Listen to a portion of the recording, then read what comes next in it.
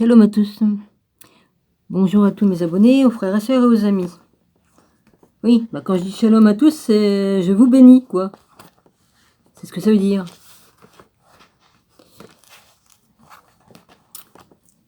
Je me suis endormi sur mon bureau, encore ce tantôt. J'ai piqué du nez, bam, la gueule sur le truc, là, il y avait un machin dessus.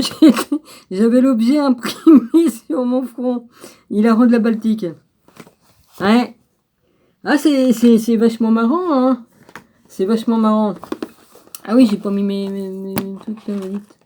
Ah bah si, je vais les mettre mes trucs, je les ai pas mis. C'est pas la peine que j'ai des trucs dans le bon sens, les gars. Enfin, dans le bon sens, dans le sens que j'aime bien. Ouais, j'avais commandé, la dernière fois, j'avais commandé des bracelets, bagues, bracelets, et puis... ma commande est toujours pas arrivée, hein. Ça va faire 15 jours demain, hein. Faut quand même pas exagérer, hein. Toujours pas de nouvelles de mon colis. Et ça me fait un peu chier parce que je reçois pas les livres que j'ai commandés. Alors comment je fais pour faire des vidéos? Hein? Puis et puis les trucs que j'ai commandés. Ouais. J'ai commandé des cartes et puis tout ça. En parlant de cartes, je voulais vous présenter. J'ai mon amie, ma grande copine. Oh, j'ai plusieurs copines, mais celle-là, c'est comme une sœur jumelle. Celle-là, c'est différent. Disons que j'ai dû la rencontrer dans une autre vie. Et franchement, ça je peux le dire parce qu'on a des points communs. En plus, dans cette vie-ci, on se retrouve avec le même prénom. C'est marrant comme tout. Ouais, c'est marrant. C'est marrant. Qu'est-ce que je disais au fait? Ah oui. Après, je sais plus qu'est-ce que je voulais dire. C'est pas grave. Ah que voulez-vous? Hein?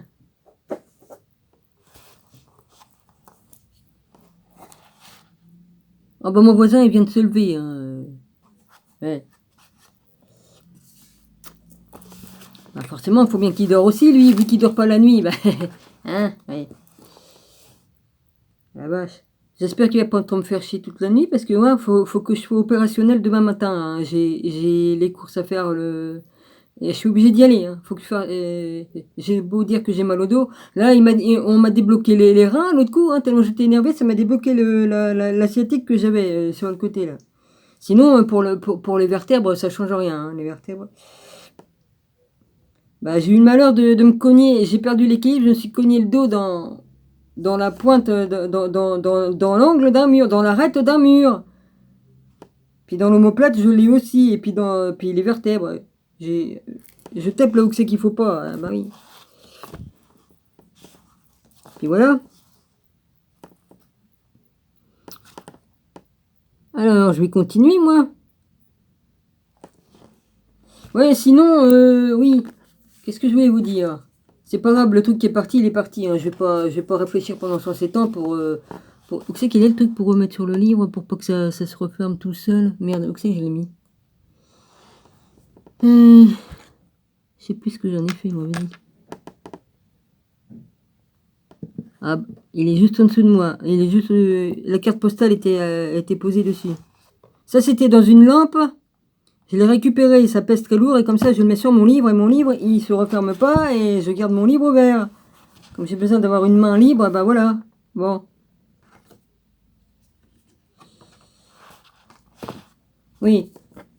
Ça, j'avais commencé à le lire, c'est un roman, mais dedans, il parle de la mère de Mère Marie, la maman de Jésus, et puis de son beau-père, Joseph.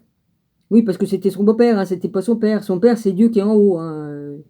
Le père de Jésus, c'est Dieu qui est en haut. Hein. Voilà. C'est romancé, mais dedans, je trouve que ça donne des détails sur le travail. Ils ont quand même fait des recherches historiques pour savoir comment ils travaillaient, ce qu'ils faisaient, puis tout ça. Hein. Voilà. Bon, c'est un roman. Il y en a qui n'aiment pas trop, mais bon, j'ai dit que je l'arrête, mais je vais commencer. Moi, ce qui m'intéresse, c'est tous les détails qu'ils donnent, comme le père, il travaille le bois, tout ça, et puis ce qui se passe avec Barabbas. Barabbas, il est venu chez eux. Barabbas. Chose que je savais pas. Enfin bref. C'est romancé, mais en même temps, ça raconte quand même Des trucs intéressants. Donc si vous voulez que que je recommence, que je continue là-dessus, vous aurez qu'à aller sur les anciennes vidéos, vous trouverez. Pour pouvoir suivre ce que j'ai fait avant. Sinon, j'ai ça. Ça, c'est un gros pavé. C'est un gros pavé. Mais ça s'explique la vraie histoire. Dedans, il parle de Jésus, tout ça, et puis de ce qui s'est passé, quoi. Hein, il donne les heures, tout ça, le jour.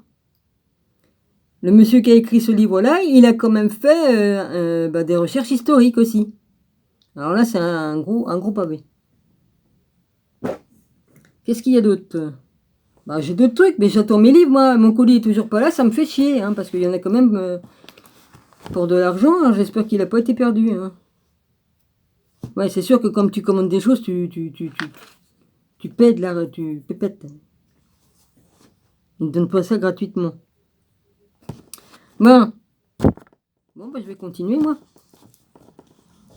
Alors, je voulais dire quelque chose, mais je me rappelle plus.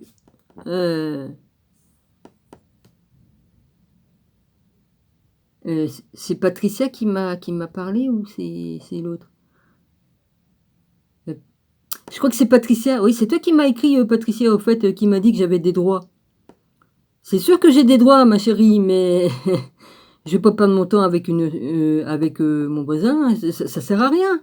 C'est comme si que tu... Comment je dirais ça, moi? C'est un pétard mouillé, quoi. Ça sert à rien que je me fais chier. Ça sert à rien. On n'a pas le bout de pareille personne. Il continuera son cirque. Et puis il me fera passer pour cinglé, comme je te l'ai écrit. Hein. Il est menteur, tout ça, donc voilà, c'est bon.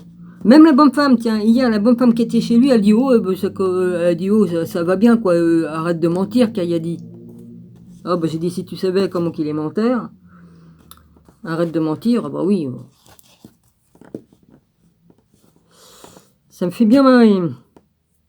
Enfin bon, bah cette nuit, je vais avoir le droit. Là pour l'instant, c'est doucement, mais après, vers 10h, il va accélérer le... Il va peut-être rehausser le son. Ah bah il peut y arriver, hein, vivre le jour et puis faire une sieste par-ci, une sieste par-là. Bah évidemment, il fait par fragmentation, il fait sa nuit. Hein. Après, il est en pleine forme pour repartir et c'est reparti. Hein, ouais. Mais il passe toute la nuit à dégueuler après aussi. Hein. Bah ça c'est obligé, hein. Comme t'es trop plein, il faut que tu vides. Hein. Ouais, ça c'est sûr. Hein. Enfin bon, voilà. Hein. Pour ça, Patricia, ça sert à rien que j'aille porter plainte et puis tout ça. Déjà, ça va me prendre de l'énergie. Déjà que j'en ai pas beaucoup, vu qu'il m'use la santé, que je dors pas assez. Donc, non.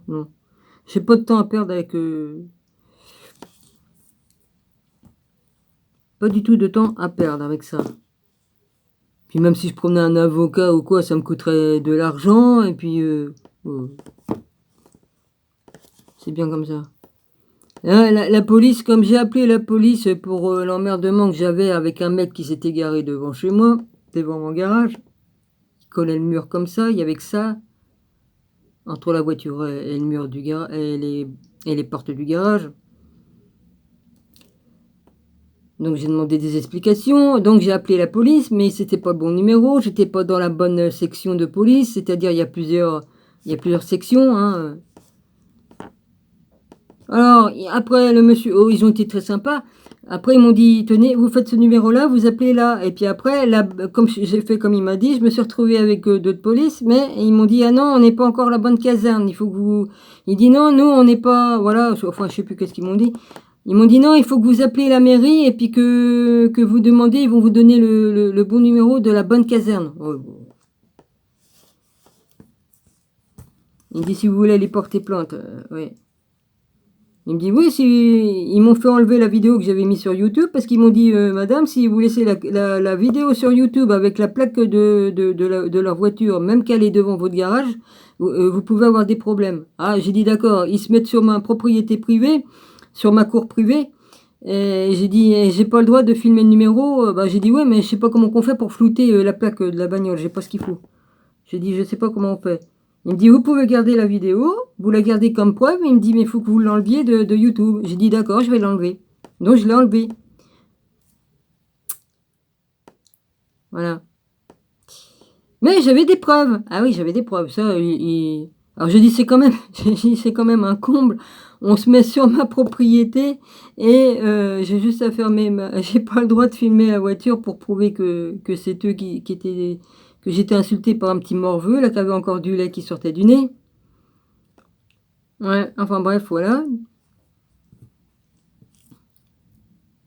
C'est ainsi, hein.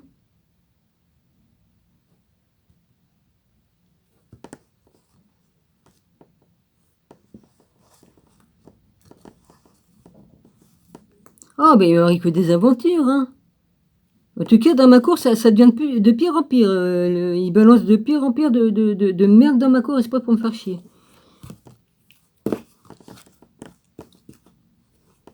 C'est comme ça. Puis il est mauvais parce que, comme je lui dis rien, ben il est encore plus mauvais. Il pique des crises des fois. Il m'insulte, je l'entends de chez lui, il m'insulte et tout ça. Parce que je cède pas. Donc il va me faire une crise cardiaque un jour. Tellement qu'il va être mauvais, il va se tuer lui-même, quoi. De toute façon, il se suicide tous les jours, hein, avec toutes les cuites qu'il prend tous les jours. Voilà. Chacun est libre de faire ce qu'il veut, hein, j'en ai rien à foutre. Hein. Il peut faire ce qu'il veut, mais parce que toutes les choses qu'il peut faire, bon, ben, voilà, à part comme il martyrise sa chienne, bon, ben là j'ai le droit d'ouvrir ma gueule, là, parce que je tolère pas qu'on fasse du mal à un chien, hein, ou à n'importe quel animal. Voilà. Bon, bah je vais y aller, moi, maintenant. J'ai parlé pendant combien de temps? 12 minutes 6. Ah, bah oui, bah. Alors j'y vais. Thérèse au secours du professeur Woods. Theodorovic a demandé à Thérèse si Words lui a suggéré des mots et tournures en araméen. Elle lui répond: oh, jamais, je ne dis ce que j'entends, et cela m'est très pénible de ne pas comprendre la langue qu'utilise Monseigneur. Personne n'y faisait attention, et seul le professeur Weirds, je sais pas, parce que le U avec 2 points sur les 2 barres du U, est-ce que ça se prononce Weeds ou Weed, je sais pas, m'a demandé de répéter les mots pour savoir de quelle langue il s'agissait. Bon, ça, peut-être que je vous l'avais lu, mais je sais plus, hein. Au début, il m'écoutait uniquement, puis il a essayé de me faire dire des mots emmagasinés dans ma mémoire. C'était difficile, mais même comme cela, je ne pouvais répéter que des brides de ce que j'entendais, et il essayait de compléter les parties manquantes. Il demandait si c'était comme ci ou comme ça, et si cela, oui, je l'ai déjà lu, correspondait à ce que j'avais entendu. Je disais oui, mais si cela ne correspondait pas, je disais toujours non. Comme un enfant, je peux tout au plus restituer des mots, mais je ne peux pas en restituer la totalité. En revanche, je peux dire si la sonorité est celle que j'ai entendue. Au cours des scènes de la Passion, j'entends une langue étrangère avec une quantité de mots que je ne comprends pas, mais je les entends à chaque fois. Et à la longue, je me souviens mieux des mots et tournures et je peux plus facilement les restituer. Thérèse elle-même prouve que la méthode de Woods n'est en aucun cas de la suggestion induisant qu'elle rapporte. Des témoins de tout premier ordre ont fait de même. Et pourtant, le professeur Woods... Ah bah non, bah là, c'est pas la même chose, là. Attends. C'était pas la même chose, là, non. Attends, qu'est-ce qu'ils m'ont fait, là? J'ai pas rêvé, là, j'ai bien vu le truc.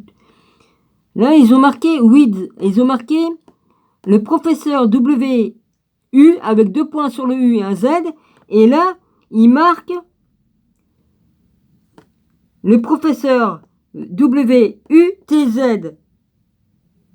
C'est pas le même alors ou c'est le même? Bon alors. Et pourtant, le professeur Wood, je veux dire la même chose, a été accusé violemment,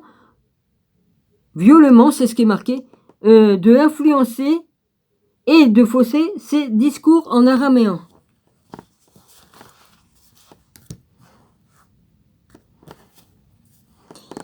Alors, Woods refuse la suggestion. Source, Thérèse Newman, Documents Zentrum. Oh, bon, c'est pas français, hein, je laisse tomber, vas-y. Dans le journal de 1927, on avait reproché à M. Woods d'avoir inculqué à Thérèse, en posant des questions suggestives, les mots araméens qu'elle répétait. En raison de ce reproche infondé, une pression officielle s'exerça sur l'ordinariat de Regensburg. Apparemment, le vicaire général le docteur Schelgmann soupçonnait Ah merde, j'ai une perte de mémoire sur ce mot-là de trucs que je disais avant. Le professeur Woods d'avoir causé cette campagne de presse. C'est pourquoi il essaya de tenir éloigné de Connersreuth dans sa lettre à l'ordinariat du 21 septembre 1927. Il impute à Wurtz d'être précisément celui qui, par des interrogatoires intempestifs, a renforcé le soupçon de la suggestion de parties de discours en araméen et rendu plus complexe notre tâche d'examen canonique. C'est pas la même chose. À cette imputation du vicaire général, le docteur Schelgmann, oh vous me faites chier avec vos mots, on a couché dehors avec un ticket de métro, merde quoi.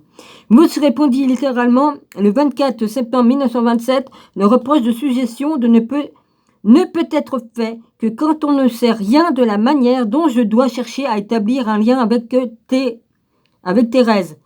D'accord, comme ils disent TH, ça veut dire Thérèse. D'accord, j'ai compris maintenant. Oh là là. Comme j'ai tout récemment pu donner à monsieur le cardinal Michael Albert Munich de Fritzing quelques échantillons de son style d'investigation, il a dit que ce serait le bon chemin, qu'il faudrait emprunter un témoin insoupçonnable, catholique, d'un passé très récent, que sa position, son érudition et son impartialité élève au-dessus de tout soupçon pour être cité comme témoin à l'appui de ma technique. Par ailleurs, les notes rédigées à ce sujet par un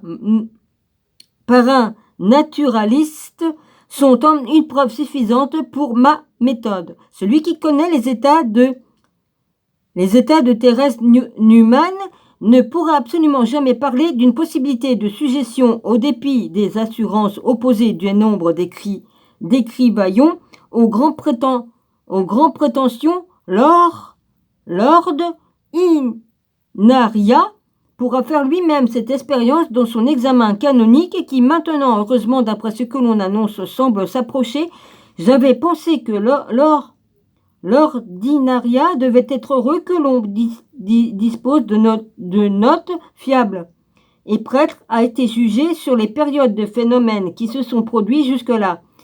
Un monsieur haut placé de l'ordinaria m'a déjà l'an dernier, par 2 fois, demandé des mots et me considérait comme un critique de texte rigoureux, parfaitement capable à l'époque. J'ai refusé l'unanimité, surprenant dans la résolution de l'ordinaria de Ringenburg. Dans cette affaire m'étonne d'autant plus. What? Me? Hein? Quoi? Facebook? Oui, mais j'ai pas le temps. Tu m'excuseras, j'ai des choses à faire.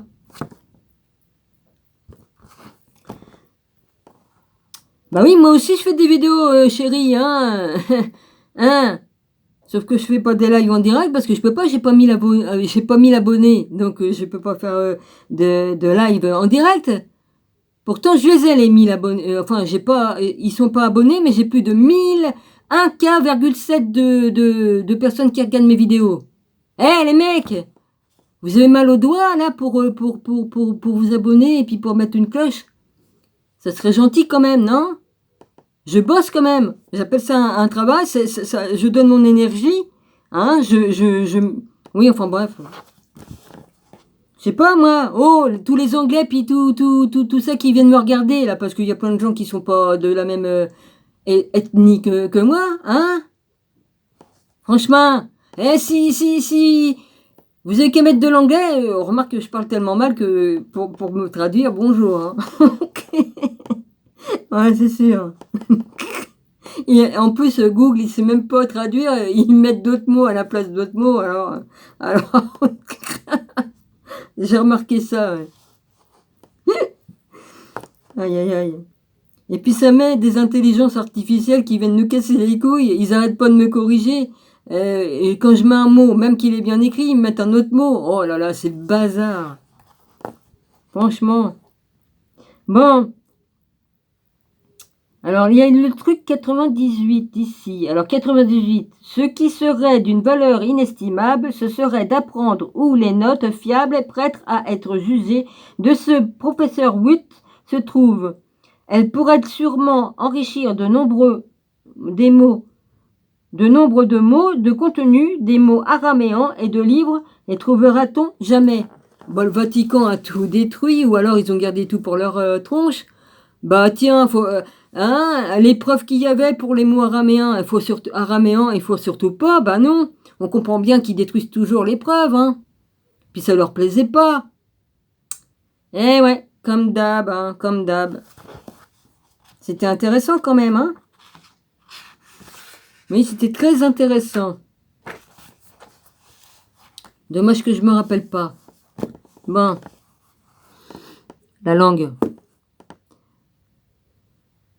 Alors, l'araméen entendu à Kunensund. Alors, les adversaires du phénomène araméen affirment que les parties rapportées en araméen par Thérèse lui auraient été suggérées par le père Nabet et ou le professeur Wood. Faux. Le professeur Frank Xaver Meyer et Hens. Oh non, ça je le prononce pas, hein, vas-y, ça m'emmerde. E-I-C-H-S-T-A-T-T. Oh, vas-y. Répondez aussi à cette attaque. Ainsi, à ces attaques. Le père Nobé ne parlait pas l'araméen et ne pouvait donc rien suggérer à Thérèse. Quant au professeur Wood, je peux vous assurer, pour avoir été témoin, qu'il ne suggérait rien à Thérèse. Sa nature était celle d'un chercheur qui se forge au jugement lentement, précautionneusement et accepte la critique pour progresser. Il me demandait un jour de l'accompagner à Kurnenze, pour lui dire si quelque chose clochait selon moi. À notre arrivée, Thérèse nous déclare qu'elle ne sait pas si elle va avoir de visions car nous sommes dans l'avant et elle n'avait pas systématiquement de vision à cette période. Mais ses craintes étaient infondées car elle eut des visions. Nous étions les seuls présents et je pus constater que les questions posées par Wood entre ces visions n'étaient pas suggestions. Au début, Thérèse ne dit pas des mots, mais comme elle les entend, chaque vendredi, il imprime progressivement dans sa mémoire et au bout de plusieurs années, elle peut formuler des phrases entières. J'ai observé la scène avec une attention extrême et je n'ai rien remarqué qui puisse éveiller mes soupçons. Au contraire, je fus profondément impressionné par ce que j'ai vu et entendu. Et je ne fus pas le seul. Le professeur Witz a régulièrement amené avec lui d'autres collègues, dont le docteur Stigler, professeur de physique, le docteur Kunzinger, professeur de Nouveau Testament. Tous les deux arrivent aux mêmes conclusions que moi. Non, pas moi, hein, l'autre qui dit dans le livre. Arrête tes conneries, Dominique. Woods ne suggérait rien à Thérèse. Elle seule était la source des mots entendus dans ses visions qu'elle prononçait en araméen. Ouais, il faut bien rire un peu dans ce monde de fous. Même si c'est dur. Alors, le rapport von Arentin, ou je sais pas comment si ça se met comme ça, vas-y. Le rapport du docteur von Arentin est le premier à être communiqué au public, d'où son intérêt. Il a été publié dans le München Neuesten Nachrichten, oh là là, punaise, du 3 août 27 et 1927, et eut de fortes répercussions. En voici ses synthèses. Oh, puis dit Maloupe, bonjour. Hein. Attends.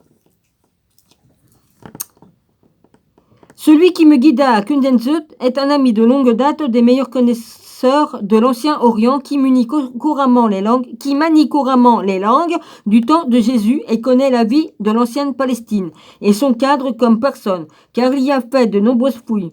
Depuis qu'il a découvert ce phénomène, il y assiste. Là, c'est écrit en petit. Et je vous jure que c'est pas écrit pareil que l'autre. Hein. C'est pas facile. Hein. C'est écrit en petit comme ça, au lieu d'être écrit, ah bah là c'est pareil partout. Au lieu d'être écrit comme là. T'as pas te mettre à bégayer, Dominique, parce que t'es dit, hein?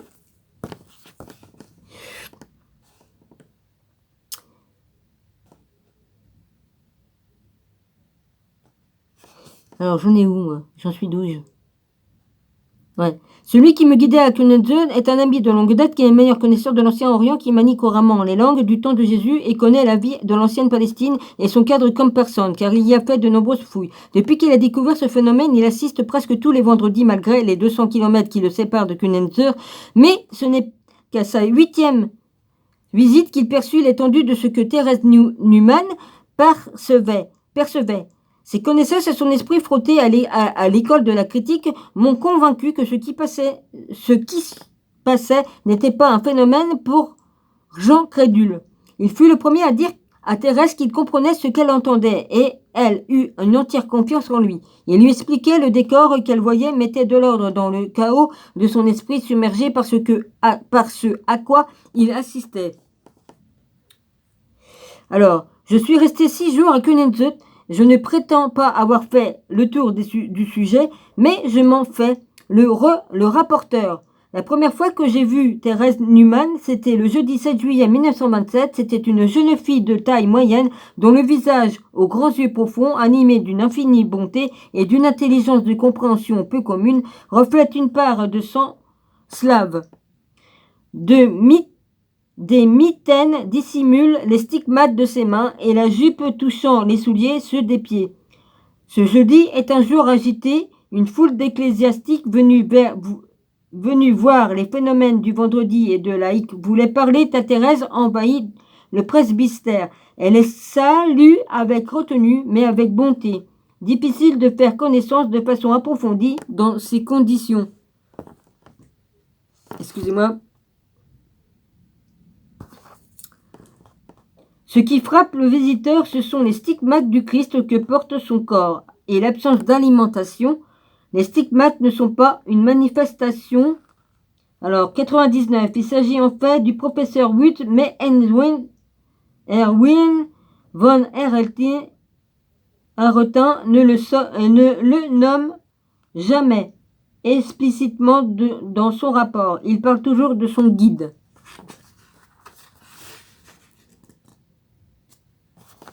Alors, je reprends sur la phrase. Les stigmates ne sont pas une manifestation si rare. 321 cas ont été recensés après ceux de Saint François d'Assise jusqu'en 1894, dont 41 chez des hommes. Mais aucun exemple de stigmate aussi parfait que ceux que présente Thérèse Neumann, Thérèse depuis le vendredi saint de 1926, ceux des pieds et des mains, mais également ceux de la couronne d'épines et la grande blessure au flanc gauche, de 5 cm de long et 1 cm de large. Mais le plus étonnant est le fait que depuis des jours et des mois, Thérèse Neumann n'absorbe aucune nourriture et depuis 6 mois, plus aucun liquide non plus. Elle consomme uniquement la Sainte Communion sous forme d'une petite hostie amollie dans un peu d'eau. C'est cette obstinence totale qui éveille un intérêt particulier, alors que ce n'est qu'un phénomène accessoire totalement dénué d'importance au regard du reste des événements. Actuellement, cette vision de la passion ont lieu chaque nuit de jeudi au vendredi vers minuit et demi et durent jusqu'au vendredi vers 13h, sauf pendant la période de Pâques. Elle débute par la marche du Christ dans le jardin de Gethsémani et se termine avec sa mort. Les scènes auxquelles j'ai assisté ont eu lieu le 8 juillet. Au cours de la semaine sainte, y figure également la scène et les événements suivant la mort du Christ. Le décalage des 2 heures entre l'horaire des exacts et l'horaire historique est dû à l'indication approximative des horaires à l'époque du Christ et au décalage horaire entre Jérusalem et Kennenzer. Ben évidemment. Alors, les 3 états de Thérèse. Thérèse présente 3 états distincts. L'extase que lui transmet la connaissance et la perception de tout ce qui se passe autour de la vie du Christ. À ce moment, son état normal de tous les jours de la semaine, à l'exception du vendredi, est enfin un état intermédiaire. Dans son état normal, Thérèse raconte ses visions qu'elle rapporte en termes simples et les sommet à un travail critique. Sa faculté mnésique exceptionnelle lui permet de rapporter les mots araméens même si elle ne les comprend pas. Ce qui est très utile pour établir des comptes rendus. En revanche, dans son état intermédiaire, son intelligence est celle d'un petit enfant, et si elle peut voir et entendre, elle n'a plus aucune capacité pour combiner des effets entre eux. Elle dira par exemple lorsqu'on l'interroge sur la lumière qui éclaire le jardin de Gethsémani, il y a là une grande lumière et au bout du bois brûle et un autre bout de bois. Il est impossible de lui faire dire qu'il y a deux bouts de bois. Et son ignorance de ce qui va se passer est saisissante après chaque. Sans Humbert Gourberille, La stigmatisation et l'extase divine, Paris, 1984. Alors, et son ignorance de ce qui va se passer est saisissante après chaque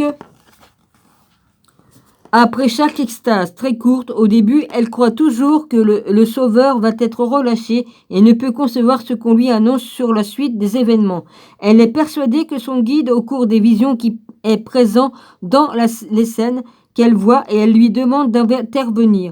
Court vers la mère du Sauveur et dis-lui qu'ils l'ont libéré. Puis quand on lui explique que des personnes ont décidé de la mort du Sauveur, elle essaie de faire un compromis. Dit seulement que la reste lui fait dire qu'il le libère. À l'emplacement de la crucifixion, elle se calme en disant « Ils lui ont simplement fait porter du bois de construction car Sauveur ne portait pas une croix, mais 3 poutres séparées qui se sont assemblées que sur le Golgotha. » Sa participation à ce qu'elle voit et entend est double. Tout d'abord, la compassion au sens le plus strict lorsqu'elle sent les coups de fouet, la couronne d'épines sur sa tête, les clous qui lui percent les mains, mais ensuite il y a la participation d'une robuste fille de paysan au tempérament très fort qui veut intervenir. Oh, elle devait avoir le même caractère que moi alors celle-là. Oh la vache. En voici quelques exemples dont j'ai été témoin après la flagellation. Le Sauveur veut reprendre son vêtement et un garçon dans un coup de pied lui éloigne le vêtement. Alors toute sa colère se tourne vers ce garçon brutal. Quand elle regarde la scène dans l'après-midi, alors qu'elle est encore dans l'état intermédiaire, elle dit « J'en aurais bien collé un au garçon ». Sa colère se porte aussi vers Simon de Cyrène, car elle trouve qu'il n'en fait pas assez pour aider le Christ, et vers les hommes qui s'assient aux moqueries lors de la pose de la couronne d'épines. Bah, l'autre, il en faisait exprès, Simon de Cyrène, de porter d'une manière pour que Jésus il ait tout le poids sur lui. Il appelle ça aider. Ah bah merde alors. Elle réserve son irritation pour le larron de gauche qui crie et blasphème. On ne crie pas ainsi à côté du Sauveur. Elle veut à tout prix lui coller une gifle, mais quand on lui parle de la mort cruelle de cet homme, elle fait une concession et dit « Je ne lui aurais pas fait de mal. Je lui en aurais simplement flanqué une. Bah, une baffe dans la gueule, ça fait pas de mal. Hein. Des fois, ça remet le cerveau à l'endroit. Hein. Pour certains cons, ouais.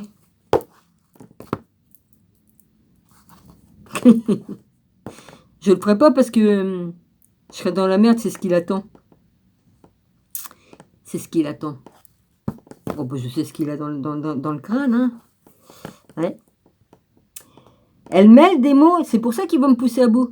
Il veut me pousser à bout pour que je lui tape sur la gueule. Même une gifle, je serais en tort. Même une gifle. Et là, il pourra faire ce qu'il a idée de faire. Bah oui. Elle mêle des mots typiques de son dialecte, ce qui donne un aspect presque comique à ses récits, et souligne le vocabulaire quotidien et l'absence totale de phraséologie de livres de prière qui pourraient être utilisés dans ce cas. Lorsqu'elle rapporte ses visions, Thérèse parle son dialecte de tous les jours, mais plus imagé, excusez-moi, sans contrôle ni inhibition, et c'est ce qui est le plus saisissant venant d'une jeune fille couchée dans ses coussins inondés de sang et aveugle. Son oui est également très fine pendant ses extases, et elle souffre terriblement de bruits dissonants des trompettes en tête des cortèges pour faire la... Alors Katharina Emmerich a elle aussi cité ces détails de Thérèse et n'a pu en avoir connaissance. Ok. Alors je reprends la phrase. Du bruit dissonant des trompettes en tête du cortège pour faire de la place dans la ville tortueuse, tout comme le bruit de croix des deux larrons attachés. J'ai un cheveu qui m'emmerde. Ah oui, j'en ai un qui est en train de repousser, mais comme il n'est pas assez long, il me fait chier, puis il se barre en couille. Et, les racines se barrent dans n'importe quel sens. Bon alors. Place dans la ville tortueuse, tout comme le bruit des croix et des larrons attachés à des chaînes et qui s'entrechoquent sur le mauvais pavé était terrible pour elle. Ayant entendu des blasphémateurs s'exciter contre le Sauveur, elle demanda ce que signifiaient ces mots araméens. Mon guide ne voulut pas les lui traduire intégralement et lui donna les mots que l'on trouvait dans la Bible et se trouva bien embarrassée lorsque Thérèse lui répondit que ce que ces hommes avaient dit était certainement bien pire que sa traduction. Et elle lui rapporta d'autres blasphèmes entendus qu'il reconnut comme des insultes particulièrement violentes, qui ne sont bien évidemment pas dans les Écritures. Oh bah il n'y a pas que ça qu'ils n'ont pas mis dans les Écritures, hein? Ouais. La mémoire exceptionnelle du Reils lui permettait de faire une restitution si précise de ce qu'elle entendait qu'il était possible de reconnaître le dialecte galiléen de Pierre, de la forme judaïque plus pure de Caïphe. Extrêmement observatrice, elle remarque que lors de la dernière scène, les apôtres n'ont pas l'air du tout recueillis et qu'ils ne semblent pas comprendre la portée de ce qu'ils vivent et même que l'un d'eux avait l'air terriblement bête. Mon guide lui dit alors « Mais tu ne dois pas dire ça, c'est un homme bon. » Elle retorque « Tu n'as jamais vu un homme bon planté là comme un âne. »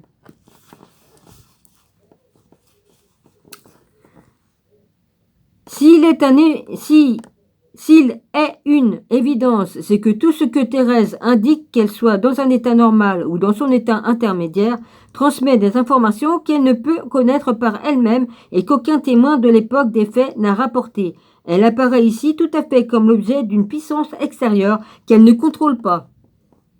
Le spectacle de cette extase est quelque chose d'exceptionnel, avec une violence incroyable. Les extases arrivent comme des tempêtes. Elles provoquent chez Thérèse des positions invraisemblables qui semblent incompatibles avec la loi physique, et c'est au travers de ces mimiques, d'une vivacité et d'une netteté inouïe qu'elle transmet ce qu'elle vit. Toute sensibilité a quitté son corps. Les stigmates qui lui sont habituellement si douloureuses sont insensibles au toucher, et si l'on bouge sa tête d'un autre côté, elle reprend automatiquement sa position initiale. Rien ne l'atteint, ni bruit, ni geste n'arrive à percer la cuirasse que l'extase lui fait revêtir. Lorsque j'entrai dans sa chambre ce vendredi matin à 5 heures, seul mon guide était présent. 3 filets de sang s'écoulaient de son œil gauche.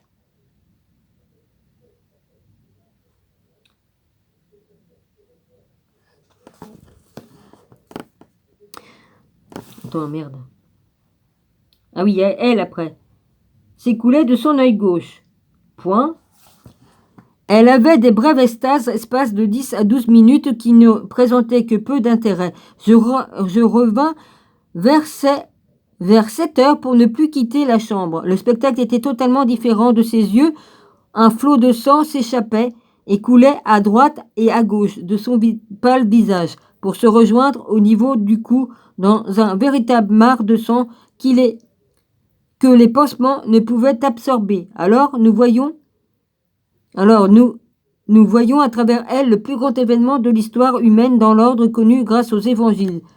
Ses yeux qui contemplaient du Seigneur, ses yeux qui contemplant le Seigneur, ses oreilles qui entendent des mots et des bruits qui résonnaient dans un pays lointain il y a 2000 ans, sa tête ensanglantée épie les mots que le serviteur murmure à l'oreille de Pilate qui fait délivrer Barabbas et se lave les mains, son visage et son corps douloureux transcritent les offres de flagellation, sa main droite essaie de menacer le gamin sacrilège qui éloigne d'un coup de pied les vêtements du Christ, quand le blasphémateur enfonce la couronne d'épines sur la tête du Sauveur, du sang jaillit de 8 blessures à l'arrière de sa tête et colore son fichu blanc de 8 grandes taches humides de la taille approximative d'un chalet. Il y a un T ou un T-H-A-L-E-R. D'un thaler. Oui, c'est une pièce de monnaie, un thaler. D'accord, ok. Ce phénomène se répétera peu après et aussi lors de la crucifixion jusqu'à faire de son fichu, au bout de tissu ensanglanté, après la pose de la couronne d'épines, la tourmentée essaie sans cesse d'enlever cette couronne qui la torture. Avec une régularité surprenante dépassant toute explication rationnelle, le processus se répète tous les vendredis et la minute près, ce qui permet à mon guide de prévoir avec la plus grande précision ce qui va se passer. Le cortège bouillant des porteurs de croix passe en provoquant une véritable tumulte dans les rues étroites de la ville. Ce sont reflets que nous voyons sur les traits de la souffrance. Simon de Cyrène vient aider le Sauveur, mais Rhys ne s'en satisfait pas. Nous vivons à travers elle les terribles chutes du martyr. La chaleur la fait souffrir, qui ne peut être celle de cette chambre fraîche. C'est le soleil qui écrase la route poussiéreuse passant devant la ville. Déjà 43. Sur le lieu du supplice se produit une pause pour les Écritures ne savent rien. Dont les Écritures ne savent rien. Ça veut dire que c'est pas transcrit dans les Écritures. Et pourtant ça s'est passé. Nous l'avons déjà dit, le Christ ne portait pas de croix, mais 3 poutres séparées qu'il fallait assembler, et pendant ce temps, le condamné est passé dans un trou, est poussé dans un trou. Sans doute une fosse vide, au cours de rares et courtes extases, Rhys. Oui, ils veulent dire Thérèse, quoi. Le voit accroupi lorsque la foule curieuse qui se presse devant le lui permet, le Sauveur est épuisé, presque mort déjà. C'est ensuite que commence l'extase de presque 1 heure qui suit le terrible acte final du drame. Le vendredi saint, elle durait plus de 2 heures. On croit voir sur les stigmates des mains les coups de marteau sous lesquels il semble s'enfoncer, faisant tressaillir les doigts, et au niveau des pieds, un peu de sang commence à couler. Comme dans une description de la Passion, on lit sur son visage tout ce qui se passe. Elle regarde vers la mer lorsque les paroles divines s'adressent à elle. Elle cherche Jean et l'accompagne lorsqu'il quitte sa place pour aller vers la mer, vers la maman de Jésus. Puis, de nouveau, les cris et les blasphèmes du larron de gauche perturbent la majesté de l'heure de la mort. Les mots consolateurs vont à l'oreille de celui de droite qui boit ces paroles. Un éclair de souffrance passe sur le visage blême de Thérèse. Le Sauveur regarde et lui-même et progressivement la position de la souffrance est plus raide, moins naturelle. Elle approche de la croix et regarde vers le haut, presque verticalement. La mort approche. Les convulsions du visage deviennent plus faibles, plus fatiguées et ses doigts ressemblent aux doigts inquiets que l'on voit saisir la couverture des mourants. Puis tout d'un coup, c'est accompli. Une convulsion monstrueuse courbe son corps presque en arc de cercle vers la gauche et le corps s'effondre totalement inconscient dans les coussins. Et nous, témoins, muets et bouleversés, contemplons le corps ensanglanté d'une pauvre petite jeune fille qu'une époque inhumaine a martyrisée à mort. Sa mère a nettoyé son visage maculé de sang et elle repose sur son lit, ne soupçonnant pas notre présence. Alors ses lèvres entament un dialogue de compassion avec le Sauveur qui débouche sur une prière bouleversante, une litanie de toutes sortes, demande concernant ses parents, ses amis, ceux qui l'ont prié d'une telle intercession, mais rien pour elle-même. Et ce refrain enfantin revient régulièrement. Mais tu es plus intelligent que moi et tu agiras comme il le faut. Ce dialogue solitaire doit absolument être mentionné.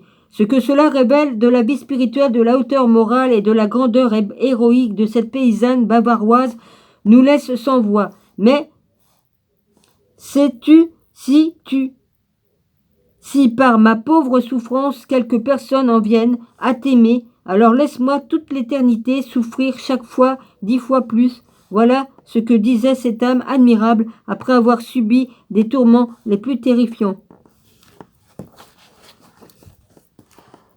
16. La querelle de Gunnersreuth. Ruth. R-E-U-T-H à la fin du mot. Je ne sais pas comment ça se prononce. À la suite de la publication du rapport de Dr. von Aretin, la rédaction de Münchner-Neurenstein reçut de nombreux courriers. Les plus importants fut sans doute celui de Rudolf Kittel, professeur de l'Ancien Testament de Leipzig, qui réagit sur les faits rapportés, mais aussi sur le fait que von Aretin parle de son guide, sans jamais donner son identité. Le docteur von Aretin insiste sur le guide qui lui a permis d'appréhender le phénomène de Kunnenzer. Bon, je l'ai déjà dit, c'est bon. Hein. Cet homme, grâce à sa connaissance exceptionnelle de l'archéologie biblique et des langues orientales, aurait réussi à extraire des paroles rapportées par Thérèse Neumann une quantité des mots en araméen qu'il a pu attribuer au dialecte judaïque et galiléen. Ces informations dépassent tout ce qui existait sur ces phénomènes et si elles sont exactes, il est souhaitable de les examiner de toute urgence de la façon la plus objective possible. Mais si le docteur von Aretin a fait sensation avec son rapport, il doit impérativement nommer ce guide qui lui a lui-même le devoir de communiquer les paroles qu'il a entendues.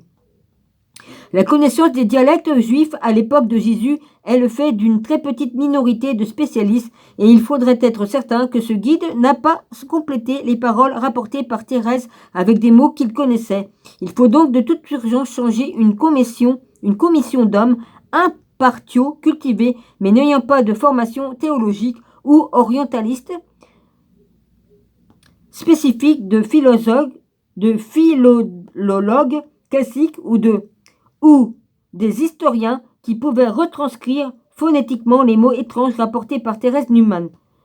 Ces retranscriptions seraient ensuite soumises à l'examen d'un cercle de véritable connaissance des dialectes cités par le guide du docteur von Aretin, en particulier Gustave Dalma, éditeur des Paroles de Jésus, et Exempt Tillon de dialogue araméen, ou des spécialistes de même niveau que lui sur le sujet.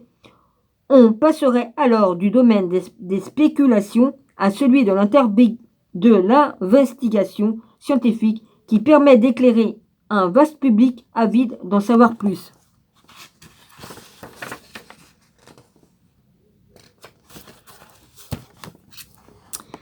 En cette lettre pertinente et objective, la rédaction des Münchner-Neurenstein répondit en publiant la réponse du professeur Wundt lui-même. Le professeur Rudolf Kittel est un spécialiste de premier rang car la question de linguistique biblique, non, biblique, non, c'est pas un O, là, c'est un B, B-I-B, Dominique, biblique, et il formule le souhait que le guide cité par le docteur von Aretin se nomme et rende accessibles tous les matériaux linguistiques dont il fait mention. Sa demande est légitime et je me présente donc comme le garant du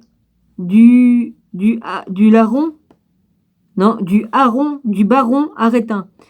J'ai l'intention de rendre accessible tout ce dont je dispose, mais étant donné l'extrême complexité du sujet, il faudra patienter encore un peu. Il sera souhaitable que d'autres spécialistes, comme les professeurs d'allemand, Hans Bauer, soient prêts à participer à ce travail de collecte et d'examen. Étant donné l'extrême difficulté du sujet, je leur fournirai toute l'aide indispensable. Le baron Aretin a rédigé son article sans mon intervention et il est possible que les exemples qu'il donne soient entachés de quelques erreurs. Non, je croyais que j'avais mis le... Je croyais que j'avais allumé le truc là, comme je suis rentré. Je me rappelle plus. Moi, je perds la raison, moi, à force de pas dormir. Scène de vie avec Thérèse Neumann. L'article écrit par le baron Aretin a fait sensation, mais Fritz Ginglitsch, le rédacteur en chef de Münchner Nachrichten, craignait d'avoir publié une escroquerie intellectuelle. C'est pourquoi il rendit visite au professeur Wundt, qui était un ami, pour voir de plus près de quoi il retournait. Il fit avec lui 2 visites à Königsroth qui changèrent sa vie. Voici les grandes lignes de son récit. Du 15 au 18 septembre, je me trouvais à Königsroth,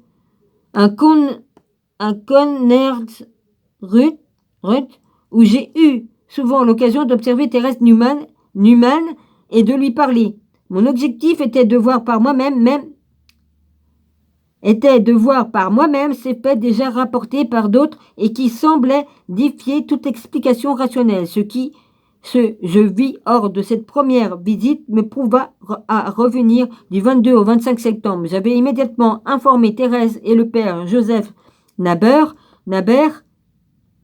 que j'étais protestant, mais ils me permirent d'observer tout ce que je voulais. Première visite. L'effet maintient. Le jeudi 15 septembre, je fis le trajet de Murnich à Königsroth dans les voitures du professeur Franz Wurm, avec lequel je pus m'entretenir longuement. De cet événement, au presbytère, je fis la connaissance du curé des villages, le père Joseph Naber, homme bon et simple, d'allure distinguée, puis je me retrouvai face à une jeune fille en habit noir, avec un fichu qui me salua en me tendant sa main gantée, elle en de mitaine noire. Quand je pénétrai dans sa chambre le vendredi matin, elle était en extase. Elle venait de voir la pose de la couronne d'épines sur la tête du Christ. Je dois à mes lecteurs de Münchner. Vous voulez vraiment me torturer là, vas-y, hein.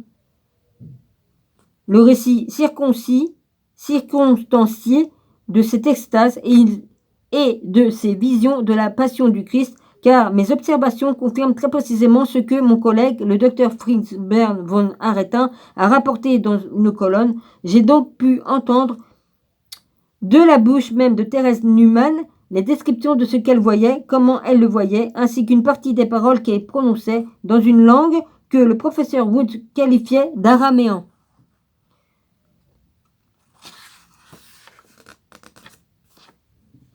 Bon. J'arrête là, je vais... est-ce que c'est bon si je fais le truc... je sais pas combien de temps il me reste parce que je voulais vous mettre un passage. Un passage, mais je sais pas si... il est où le truc que j'ai vu? C'est où qu'il en parle des troncs qui taillent? Ah ouais, c'est là. Je vais mettre ma carte postale ici. Voilà. Et je vais vous lire un passage.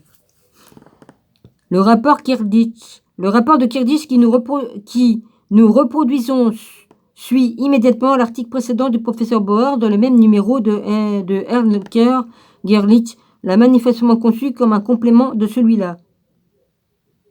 Attends, je vais voir si c'est vraiment ça. Hein. Non, là, il parle des langues. Mais je veux le passage que je veux. Le passage, les gars. Ça doit être par là. Les notes.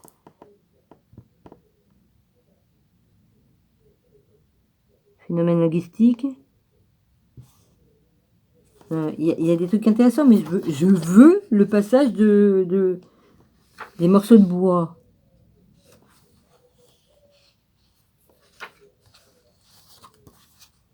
Ouais, bah comme elle était stigmatisée, elle perdait beaucoup de sang. Hein. Ouais. Bon, c'est où le truc du bois? C'est après les langues? Parce que j'ai tous les mots araméens qui sont dans un tableau, là.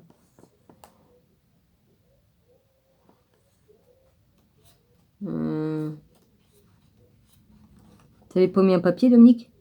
Je me rappelle pas. Et je me parle à moi-même. Ah oui, bah je parle à mon moi. Il est où le truc? Merde, je l'ai vu tout à l'heure, j'ai dit si... J'ai dit... J'ai dit...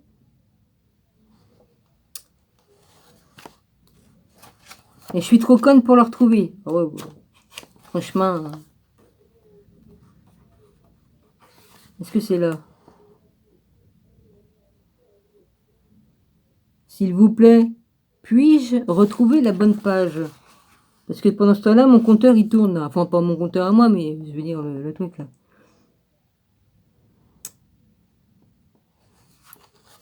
Critique de Joseph. Analyse de la critique. Mais je m'en fous, moi, de ça. Please. Ça fait des jours que le vent souffle. Ouais. Non, c'était pas par là. Donc, je suis trop trop par là. Il n'y a pas de raison. Il est où? Non, c'était écrit en gros, comme je l'ai vu, le truc. C'était écrit en gros, pas comme ça.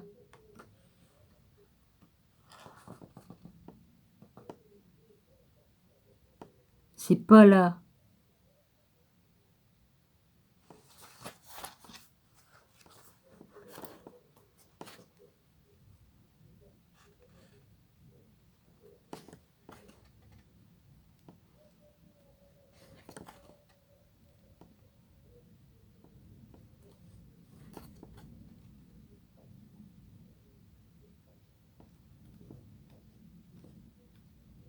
C'est toujours pareil, hein. Comme on veut retrouver un truc, c'est sûr que je passe dessus. Hein.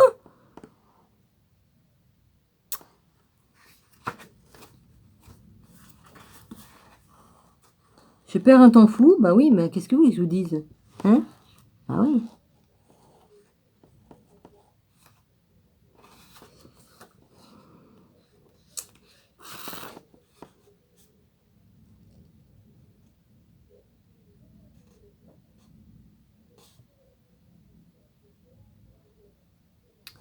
Bon, il y a bien un titre, Dominique.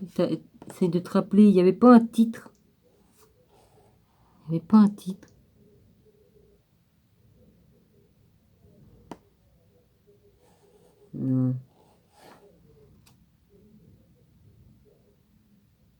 Critique.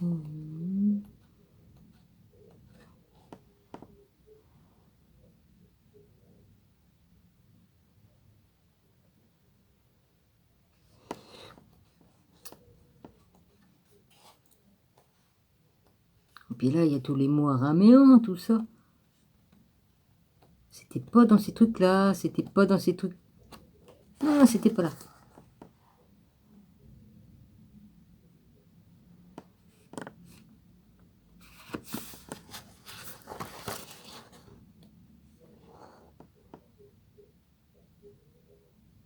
Notre-Dame de l'Apocalypse. Bah, ça, je dois l'avoir, mais... Je l'attends, le truc de Fatima. Et puis le frère de Jésus, un livre qui parle du frère de Jésus. Et puis mes cartes de tarot. Le Béline et puis tout... Et puis l'autre, là, et puis le machin. Vas-y. Et puis les trucs de... Comment il s'appelle? Comment il s'appelle celui-là? Oh. Du roi Salomon, là. Ouais, c'est ça, le roi Salomon.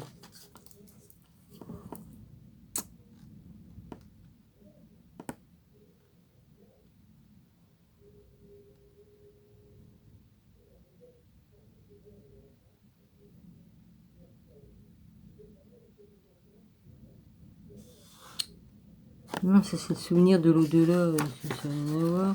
Je suis parti dans des descriptifs, vas-y. Je suis désolé les abonnés, mais comme j'ai décidé de dire je vais lire ce truc-là, et puis du coup le carton que j'avais mis pour me rappeler que c'est... Ouais, j'avais mis un carton, il est parti où ce... Il est parti où ce truc?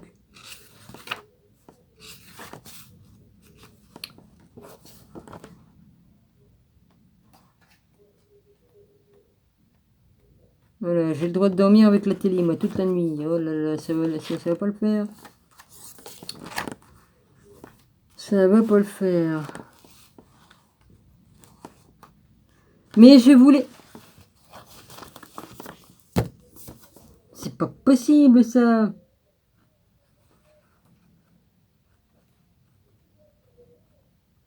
Oh, mais ça me le fait toujours, hein, comme je veux trouver un truc exprès, vas-y, je trouve pas.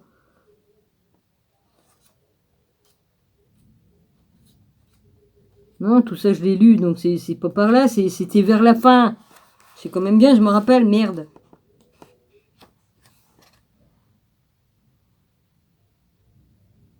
Et puis après, bah, je vais dire, oh, bah, j'ai trouvé. Ah bah oui, j'ai trouvé, mais trop tard, parce qu'on est arrivé le lendemain, et puis je suis encore au bout du truc, là. Et puis le truc, il tourne, il tourne. Ah, voilà. Il tourne, il tourne. Bon, bah, je continue à lire, tant pis. Elle était alors dans l'état que le docteur von Aretin qualifiait d'état intermédiaire, état dans lequel elle était entre ses extases. Ayant été obligée de m'absenter, je ne pus entendre la vision de la mise au tombeau. Ce jour-là, lorsque je revins, elle était dans un état extatique, mais c'était un état radicalement différent de celui des extases normales de vendredi qui alterna avec l'état intermédiaire habituel du vendredi de la Passion. Dans un état intermédiaire, elle voit la souffrance du Sauveur comme si elle était son accompagnatrice. Elle qualifie les personnes qu'elle voit, mais ne les nomme pas. Les hommes qui vont avec le bon Sauveur pour les apôtres. Les hommes qui le ligotent pour les serviteurs de grands prêtres. Le mot M.O. qui a bien aimé le Sauveur. Et Judas Iscariote, le coupeur d'oreilles. Et Pierre, le mot M.O. c'est cheveux, sans cheveux, désigne Pilate, et ainsi de suite. Marie de Magdala et l'autre femme. Ah, j'étais l'autre femme, vas-y, j'ai pas de nom. Ben. Elle ne nomme que Marie comme mère du Sauveur, mais ces derniers ne suscitent pas particulièrement son attention, car elle se concentre sur Jésus qui pour elle n'est jamais un M.O., mais toujours le bon Sauveur, et reste dans sa mémoire comme le libérateur. Même si elle interprète certaines scènes de la Passion prenant Judas pour un ami du Seigneur, car il l'embrasse, Jésus est toujours le bon Sauveur, et rien de ce qu'il subit ne fait dévier sa propriété divine de libérateur. Dans l'après-midi, nous fîmes des expériences approfondies avec l'araméen. Aucune répétition ne permit de modifier les mots qu'elle rapportait, car elle ne se laissait pas influencer. J'aurais dû la marquer la page. Dominique t'aurait dit marquer la page. Ben oui, j'aurais gagné du temps. Si le professeur Woods l'incite à décrire des petits détails comme les maisons, elle donne quelques indications à contre-cœur, puis s'arrête et en lui disant « Ne me demande pas des trucs aussi bêtes ». Lorsqu'elle recommence, elle lui rétorque « Ne m'interroge pas aussi stupidement, tu me déranges dans ma pensée pour le Sauveur ». Puis comme il insiste « Si tu veux parler avec moi, parle du Sauveur. Pour terminer, pars. Eh bien, si tu ne veux pas parler du Sauveur, ferme-la, afin que je puisse penser seul au Sauveur. » Elle avait du caractère, Thérèse. Deuxième visite. Vous l'enverrez pied ce qu'il avait entendu une première fois. Kerlich revint à Kernenreuth une semaine après, mais cette fois, seul, cette fois seul. Le père Naber se trouvait seul avec elle dans les couloirs du presbytère et il me confia avec la plus grande amabilité à être son hôte et à habiter le presbytère afin d'observer les phénomènes plus commodément, en particulier la nuit. Thérèse acquiesça avec enthousiasme et déclara que j'avais le droit d'entrer dans sa chambre nuit et jour. Après le souper, vers 21h30, Thérèse étant couchée depuis 1 heure, le curé et moi commençâmes à parler avec elle, et soudain elle s'interrompit au milieu d'une phrase, se redressa sur son lit.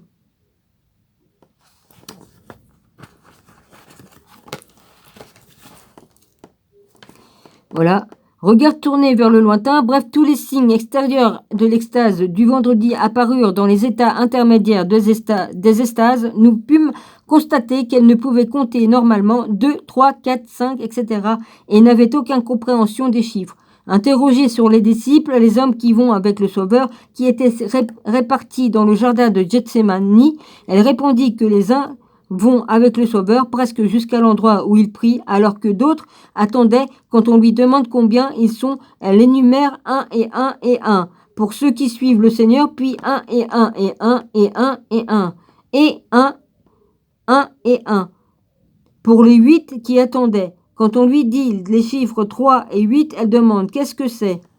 Quand Thérèse décrit ses visions en étant dans l'état intermédiaire, elle dit à propos du Christ après la 3e prière, un homme lumineux a dit quelque chose au Sauveur. Du coup, celui-ci a été rassuré. Le Sauveur a alors éveillé les hommes et ceux-ci vont enfin rentrer chez eux et dormir parce qu'ils ont tellement sommeil. Le Sauveur va rentrer chez lui. Cela me fait plaisir. Moi aussi, je rentre à la maison. Thérèse pense être l'accompagnatrice du Sauveur. Il fait nuit. Il doit rentrer. Elle dit à propos du baiser de Judas.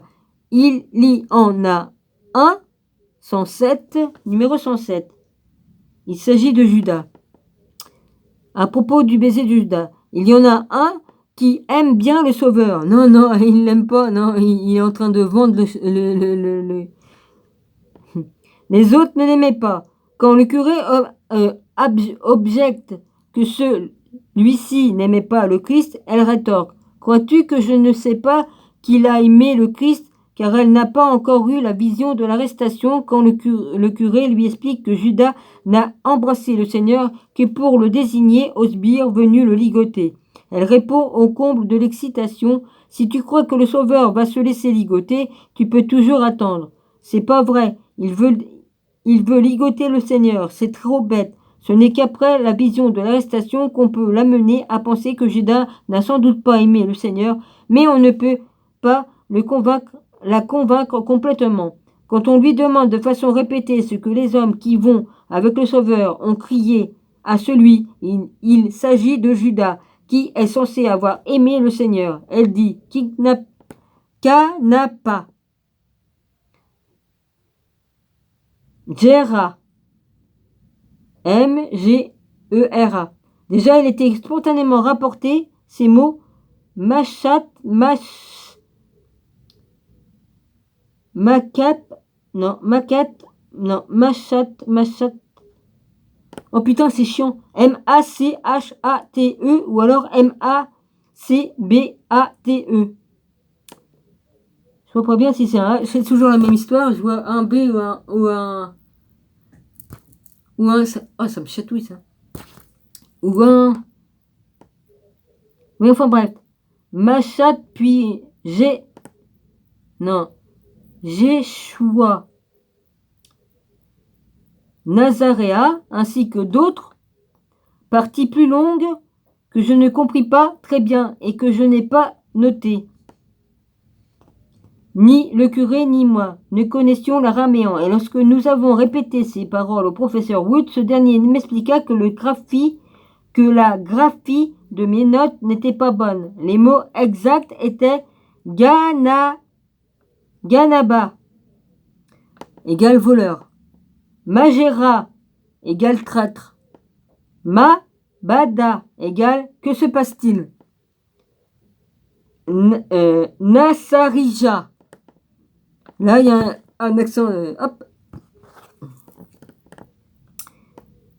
égale de de Na égale traître. Ma, Bada égale, que se passe-t-il? Najarija, ils savent pas. Et égale de Nazareth. D'accord, Nazareth. Najarija, Nazareth. C'est ainsi que Thérèse appelle les anges. Dans le 106. C'est qui le 106? Oh putain. Là, il y a 107, d'accord? 107. Le 106, il est où? 106. Ah oui, un homme lumineux. C'est comme ça qu'elle appelle les anges, Thérèse. D'accord. Ok.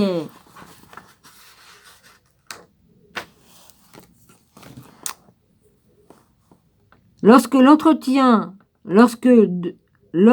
de l'entretien qui fait que j'ai eu avec le professeur Wundt le 30 octobre, il m'expliqua que pour certaines phrases assez longues et même pour des mots brefs, la compréhension de la forme de base est difficile. Pour parvenir à identifier certaines formes, il utilisait la seule voie possible, à savoir réciter à Thérèse des mots aux parties de phrases qu'elle connaissait déjà et elle arrivait à compléter ce qui manquait. La méthode du professeur Wundt, certains soutiennent que ce sont les questions qu'on lui posait qui faisaient dire à Thérèse des phrases en araméen. Je leur réponds en reproduisant l'interrogatoire du professeur Wundt. Bon, Thérèse, sais-tu ce que tel ou tel, par exemple, le bon sauveur, a dit et à quelle occasion? Thérèse, je ne comprends pas, il parle si bizarrement. Oui, allons, tu dois me le dire. Thérèse, attends un peu, tu ne vas pas pouvoir le retenir. Puis il reproduit le début de la phrase de longue forme et la fin de longue formulation en araméen. Elle déclare qu'elle n'arrive pas à retenir le milieu. J'ai assisté à une séance de professeur Wood avec cette méthode d'interrogation. La teneur de l'entretien diffère selon les différentes phrases de la passion, mais les formes sont similaires. Dès que le professeur lui énonce les phrases complètes en araméen, Thérèse lui dit « Tu as bien écouté, tu y es aussi. » Et il répond « J'étais proche de toi. » Alors elle lui dit « Mais je ne t'ai vu. » T'ai vu, c'est comme ça qu'elle a mis. Le professeur dit « J'étais derrière toi, tu ne pouvais pas me voir. » Et elle répond « Non, je ne t'ai pas vu, mais tu as bien entendu. » Ce type d'entretien se reproduit régulièrement pour faire avancer les recherches du professeur Wood sur les paroles en araméen. Le jour où j'étais présent, le professeur fit le test suivant. Il interrogea Thérèse à nouveau sur les phrases qui venaient d'être prononcées. Elle répéta sur le champ les phrases en araméen, mais avec les mêmes omissions en milieu de phrase, en expliquant qu'elle n'avait retenu cette partie. Le professeur m'arriva qu'elle n'avait pas retenu ces parties. Le professeur n'arriva jamais à lui faire dire les fragments intermédiaires qu'il lui avait répétés. Mais quand il omettait intentionnellement certaines parties de phrases, elle le corrigeait immédiatement. Thérèse et le chemin de croix. Le samedi après-midi, Thérèse m'invitait à venir où elle a l'église particulièrement décorée pour la kermesse à venir. Elle aimait la nature et me fit remarquer la beauté des fleurs, des plantes présentes. Il me revint à l'esprit qu'on m'avait dit qu'elle puisait sa vision au chemin de croix dans les tableaux des stations de l'église de son village de Sachan.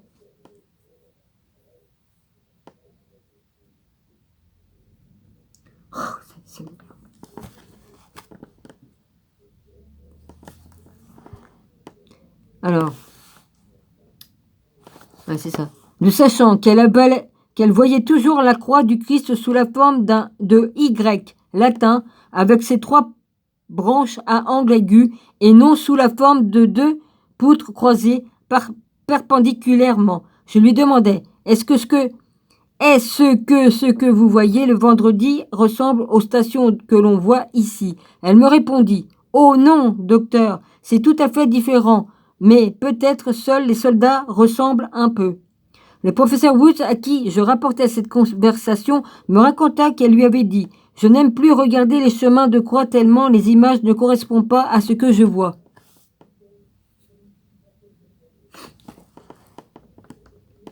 Ce rapport ne serait pas complet si je ne parlais pas de vie religieuse de Thérèse Neumann. Elle vit entièrement dans la parole de Dieu et Son comportement physique est parfaitement décrit dans cette phrase qu'elle me dit le dimanche 18 septembre. Savez-vous, docteur, même si je vous parle ainsi, je pense en même temps au bon sauveur. Je pense de toute façon toujours au bon sauveur. Ah bah moi, Jésus, il est avec moi continuellement. Hein. Ce qui se dégage de cet être humain dans son orientation absolue vers la religion chrétienne est ce qui produit sur moi l'impression la plus forte. Je n'avais encore jusqu'à présent jamais rencontré un accomplissement plus parfait des exigences chrétiennes. Plus j'ai étudié Thérèse Neumann et plus ce que j'ai vécu et ressenti me pousse à dire que pour moi, en tout cas, ce qui est entrepris jusqu'à présent pour tenter de comprendre ce phénomène est très insuffisant. Ceci termine ce rapport qui, comme je l'ai souligné au début, a pour but d'instruire le lecteur de ce que j'ai vu et vécu moi-même, un Kurzgesagt observé sous un angle totalement objectif. Les mots araméens ont été notés par Kerlich le 23 septembre 1927. Kanaba égale voleur. Magera égale traître. Machat, ma. M-A. Ada, qu'il y a-t-il? Jéchoua, Jésus. Nazarija. Et après, ils mettent un accent circonflexe ou je sais plus, je mélange les deux. C'est la forme d'une serpe, hein, avec un point en bas. Égal de Nazareth. Les traductions au transfert faux ou inexact sont dues ici et dans ce qui suit au auteur, à l'auteur. L'araméen, voilà. Où c'est qu'il est ce truc, où c'est qu'il parle que c'est des troncs et qu'ils ont taillé dedans. C'était des poutres, des troncs, et ils ont taillé dedans pour encastrer Jésus dedans. Et je l'ai retrouvé là-dedans et pas moyen de le retrouver. Non mais c'est quand même formidable ça. Il y a quelques mois, le 3 août 1927, grâce à... Oui, ben je vais arrêter là. Hein, et...